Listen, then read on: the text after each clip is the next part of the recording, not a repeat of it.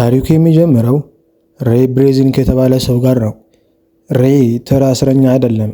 እሱ የአሜሪካ እስር ቤቶች ምን ያህል ጥንካሬ እንዳላቸው የሚፈትሽ ባለሙያ ነው። ስራው ሆን ብሎ እስር ቤት ውስጥ ገብቶ የደህንነት ክፍተቶችን ፈልጎ በማምለጥ ለባለስልጣናቱ ሪፖርት ማቅረብ ነው። ሬይ ከአንድ ከፍተኛ ጥበቃ የሚደረግበት እስር ቤት ሲያመልጥ እናያለን። መውጫውን ለማግኘት እስረኞችን ባህሪ፣ የጠባቂዎችን የሰዓት፣ የሪትምና የህንፃውን አወቃቀር በጥንቃቄ ያጠናል። ተራ የቸኮሌት ወረቀትና ቀለል ያሉ ቁሳቁሶችን በመጠቀም ከእስር ቤቱ በስኬት ይወጣል። ሬይና የቡድኑ አባላት ወይም አቢጋና ሁሽ ይህን ስራ የሚሰሩት ለፍትህ ሚኒስቴር ነው። ሬይ በዚህ ስራ ላይ የቆረጠውን ለምን እንደሆነም ይነግረናል። በአንድ ወቅት በስራው ጥበቃ ስህተት ምክንያት አንድ ወንጀለኛ አምልጦ ቤተሰቡን ስለገደለበት አሁን ምንም አይነት እስር ቤት የማይበገር መሆኑን ለማረጋገጥ ይፈልጋል። አንድ ቀን የሲአይኤ ወኪል ነኝ የምትል ጄሲካ ሚለር የምትባል ሴት ወደ ሬይ ቢሮ ትመጣለች። በጣም ሚስጥራዊ የሆነና ዘቶምብ ወይም መቃብሩ የሚባል እስር ቤት እንዲፈትሽ ትጠይቀዋለች። ይህ እስር ቤት መንግስት በሕግ ሊያስራቸው የማይችላቸው አደገኛ ሰዎች የሚደበቁበት የግል እስር ቤት ነው። ሬይ እንደ ማንኛውም ጊዜ ስራውን ይቀበላል። ነገር ግን በዚህ ጊዜ ከቡድኑ ጋር ምንም አይነት ግንኙነት እንዳይኖረውና የት እንደሚወሰድ እንደማይታወቅ ይደረጋል። ሬይ እንደታቀደው በቁጥጥር ስር ውሎ ወደ እስር ቤቱ ሲወሰድ በክንድ ውስጥ የተቀበረው መከታተያ በኃይል ይወጣበታል። እዚህ ጋር ነው ነገሩ መስመር እንደሳተ የሚረዳው። የማይታለፈው እስር ቤት ወይም ቶምብ የተባለው ሬይ ሲነቃ ራሱን በግልጽ መስታወት ባላቸው ክፍሎች ውስጥ ያገኘዋል። እስር ቤቱም በጣም ዘመናዊ፣ ሰብአዊነት የጎደለውና ጠባቂዎቹ ፊታቸውን በጭንብል የሸፈኑ ናቸው። የዚህ እስር ቤት ዋና ኃላፊ ሆብስ ይባላል። ሬይ ሁኔታውን ስላላማረው አስቀድሞ የተያያዘለትን የመልቀቂያ ኮድ ለሆብስ ይነግረዋል። ነገር ግን ሆብስ ኮድን እንደማያውቅና ሬይ እዛው ለዘላለም እንደሚበሰብስ ይነግረዋል። ይህም ማለት ሬይን ተክደዋል ማለት ነው። በዚህ አስቸጋሪ ሁኔታ ውስጥ ሬይ ከኤሚል ሮትሜር ጋር ይተዋወቃል። ሮትሜር ቪክቶር ማኒንግ ለተባለ ሚስጥራዊ ሰው የሚሰራ ሰው ተብሎ ይታመናል። መጀመሪያ ላይ ሬይ ማንንም አያምንም ነበር። ነገር ግን ለማምለጥ የሮትሜር እርዳታ እንደሚያስፈልገው ይረዳል።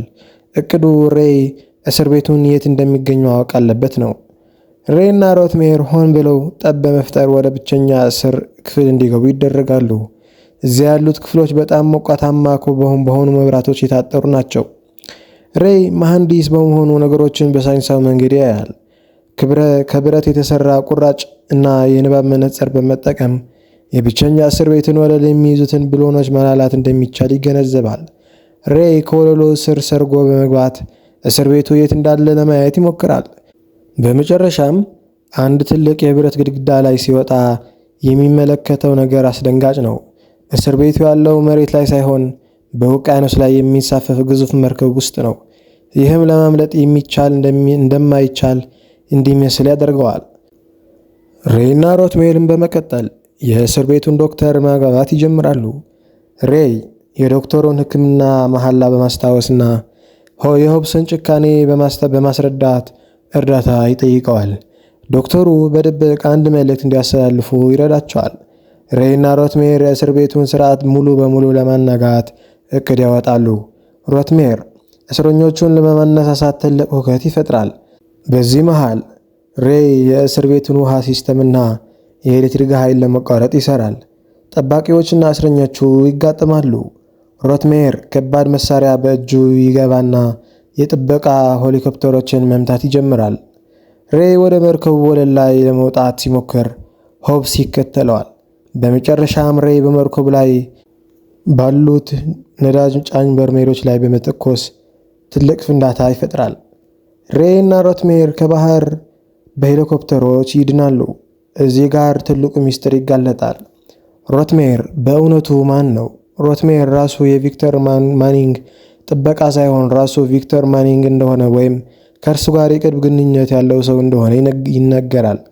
ከሃዲው ወይም ሬይን የካደው አሳልፎ የሰጠው የራሱ ቢዝነስ ፓርትነር ሌስተር ክላከር እንደሆነ ይታወቃል።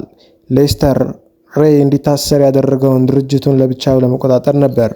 ታሪኩ የሚያበቃው ሬይ እና ሮትሜር በሰላም ሲለያዩና ሬይ ወደ አጋሮቹ ተመልሶ ክህደት የፈጸመውን ሌስተርን ተገቢውን ቅጣት ሲሰጠው በኮንቴነር ውስጥ ጭኖት ሲሄድ በማሳየት ነው።